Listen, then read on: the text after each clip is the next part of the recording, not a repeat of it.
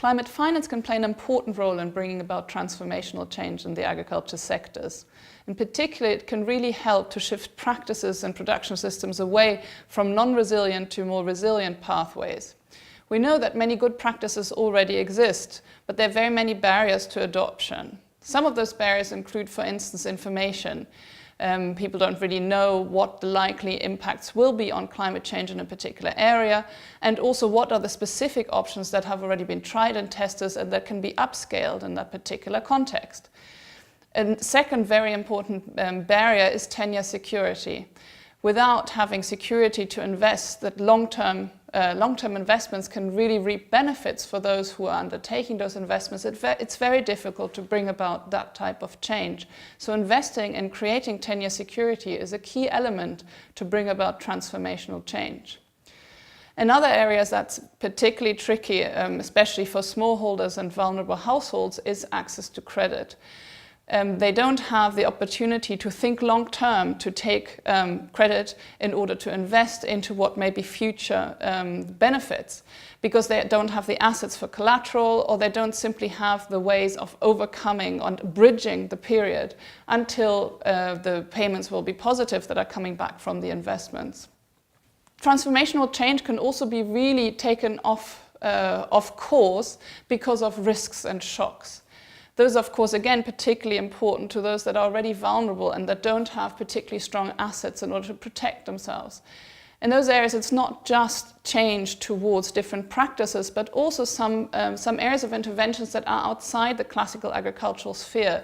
For instance, looking at social protection, looking at insurance, but also encouraging diversification in order to meet and to reduce the risks that households face.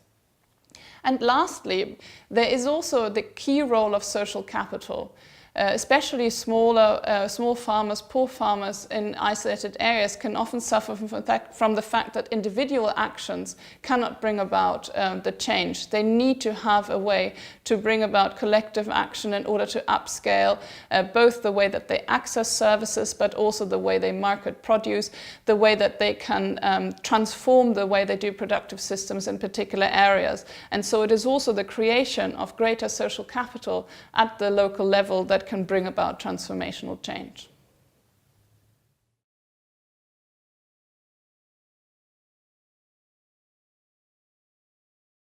Success factors for adaptation projects are manifold. Some clear ones to highlight certainly are that all interventions should be based on solid evidence. That includes a clear analysis of vulnerabilities and of related adaptation options that address these vulnerabilities, but also that it should be linked on participatory approaches. It's key that whatever actions are taken are clearly grounded within the households, the communities that are supposed to be adopting change.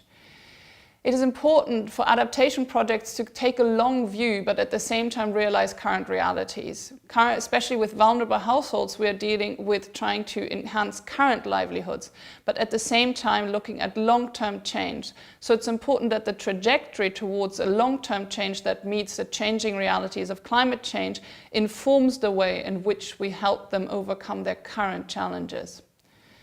In order for adaptation projects to be really long-term sustainable and have strong impact, it's important that they're linked to national strategies. And of course, NAPs are critical here, the NDCs, but also larger development plans. This is important on the one hand to make sure that they're really grounded in national realities and national priorities, but also to ensure that there's complementarity and cross-fertilization with other initiatives that are ongoing or that may be also formulated in the future, so that this can actually inform what goes on. Further, it's important that project interventions create the capacity in the relevant institutions.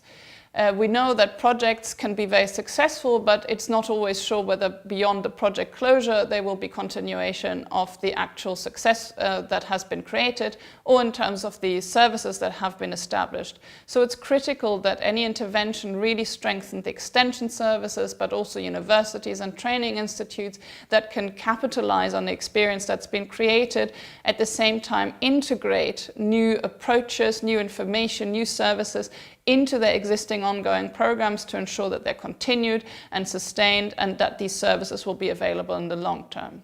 And of course, as with any good project, it's important to have a strong results focus, strong monitoring and evaluation systems so that we can learn as we go along in implementation and adjust to changing realities.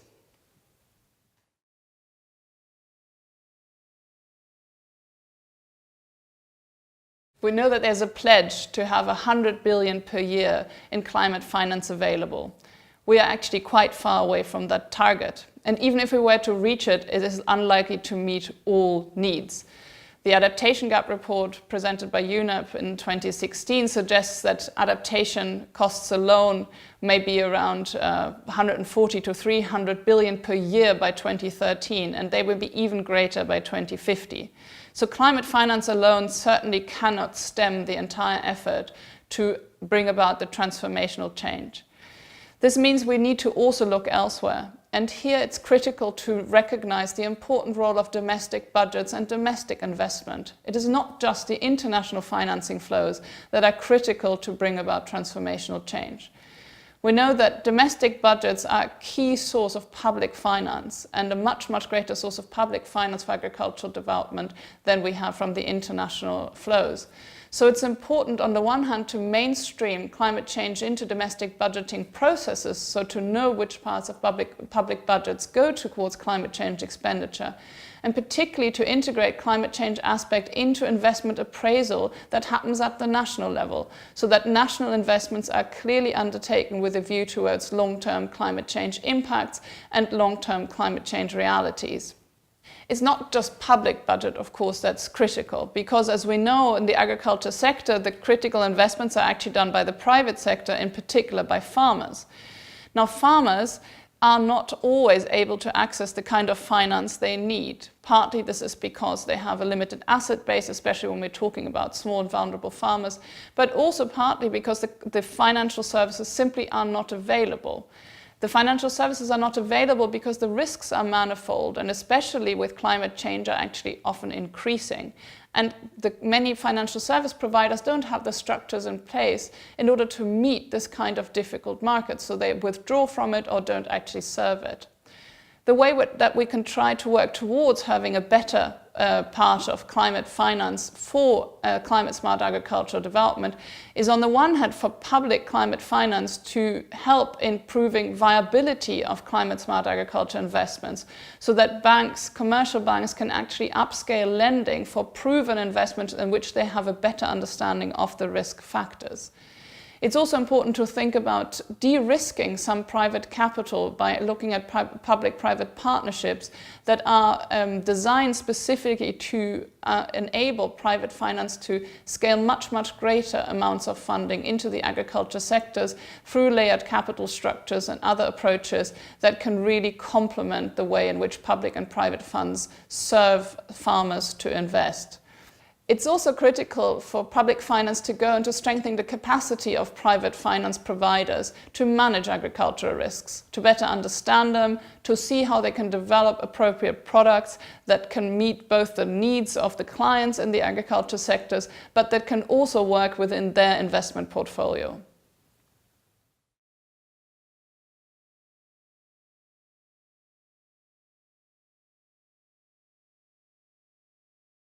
The Green Climate Fund is the major source of international public climate finance, and therefore it's critical that we help countries access these resources in a way in which they can really make it benefit their national efforts. That means FAO is working with countries to help them design investment programs and projects that meet the requirements of the Green Climate Fund.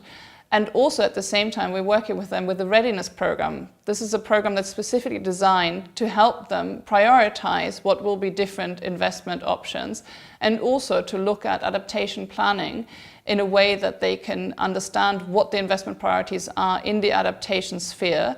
And of course, in this, we're building very much on the experience and in a complementary manner on the NAPS program and the National Adaptation Planning work.